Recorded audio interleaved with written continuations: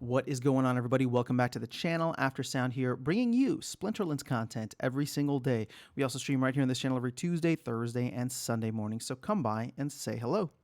All right, guys, I'm going to continue with the bullish streak of videos. There's a lot of exciting things happening with Splinterlands, and there's a lot of excitement just in crypto and Bitcoin overall with the recent pump this week. And so what I want to talk about is why I am even more bullish on SPS. Now, again, I'm Papa Bear, right? And this is not financial advice. I'm not telling you to do anything. I'm just saying that when you look at what is going on right now within Splinterlands and then the broader crypto, context or for context, I find it to be exciting. So let's check out here. You can see that the entire market pumped, right? And then I'm looking specifically at the gaming coins, and everything on the 7-day is green. I mean, some are obviously up more than others. And if we scroll down here, yeah, I know Splinterlands or SPS is still like in the top. It's just in the top 1,097. You can even see that Splinterlands is up 16%. Right? So on the week, it is green like many other tokens here. So what does this mean, at least within the context of where we are at right now with the crypto cycle, as well as the Splinterlands release cycle? To me, it means one of two things, or maybe a little bit of combination of both. And no matter what the solution is, or matter what the reason is for that, I find it to be incredibly bullish, right? So reason number one is that people are getting excited for the new launches of Splinterlands, right? Well, you got Land 1.5 Rebellion. The flywheel is potentially kicking off because there is demand for new products and features that Splinterlands is launching.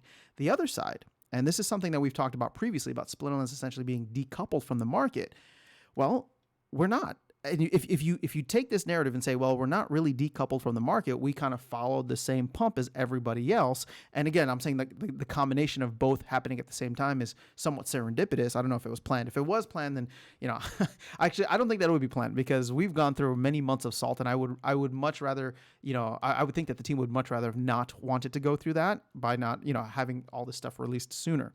But what I'm trying to get at is whether it is us being somewhat coupled once again with not just crypto, but the gaming sector specifically, right, which is, the entire crypto sector is pumping, or whether it's just simply showing that Splinterlands on its own, even if it's decoupled, is able to release new products and start to really impact in a significant way the game economy around the project.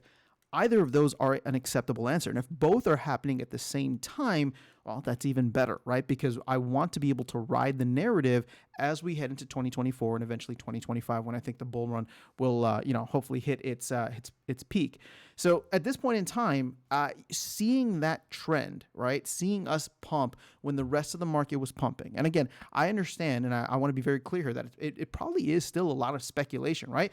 We expect Land to come out in a couple of days. We expect Rebellion to come out in a couple of days, or in a couple of weeks, right? And of course, I think people on crypto in general are just speculating right now, the Bitcoin ETF, as well as just the bull run or the Bitcoin halving next year. There's a lot of speculation going on when it comes to this. But either way, the fact that we could either be coupled, or if we're decoupled, we're able to move the market on our own in a very significant way, right? Up 16% on the week. That's double digits. To me, that is a very exciting sign, and I wanted to share it with you guys here because I don't know. To me, like it's whichever way you go with it, it's something that makes me bullish. And here's the thing: again, this is not financial advice. I'm not telling you what to do. At the end of the day, to me, the most important thing for Splinterlands is not cards, it's not nodes, it's not land, it's not anything in game. I love the game and I play it, and that's I talk about how I don't really care about my card values or whatever, and that's true, right? At the end of the day, the success of the project, in my opinion, is all going to come down to whether or not SPS as a governance token, as a reward token, as something that is essential to the game, is going to go up in value and make it worthwhile for people to hold and stake, right? Everything else then filters down, right? I don't mean to be crass. I'm not saying that I don't care about the other assets. It's just they're all very, very far down in terms of like secondary priority when it comes to SPS. So the fact that we're seeing some SPS or the value of SPS start to pump a little bit, right? The last time we saw this was in July after the SPS staking requirement went live. So we know that it can, right? We can be completely decoupled from the marketplace because we went up during a time the market was down. And then the market, right? Bitcoin started to pump early, in October, and we were completely decoupled then too, right? Where, Bitcoin pumped, there's some of the alts are high, high cap, I guess, yeah, high cap like L1s started to pump as well. It wasn't really filtering down to us. But now as we get closer, whether this is a decouple or whether we're following the market or whether it's a combination of both, to me, this represents a really exciting trend over the next couple of years, right? Or just we'll say like 18 months to the middle of 2025, when is hopefully will be the peak of the bull run. But let me know your thoughts in the comments below. Again, this is not supposed to be financial advice. I'm not saying to go ape into SPS right now. All I'm saying is that I have a lot of confidence myself personally in the Bitcoin and kind of crypto narrative taking off once again. From a macro perspective, you got the elections next year, you got the Bitcoin halving next year, you got the spot ETFs that are potentially coming soon.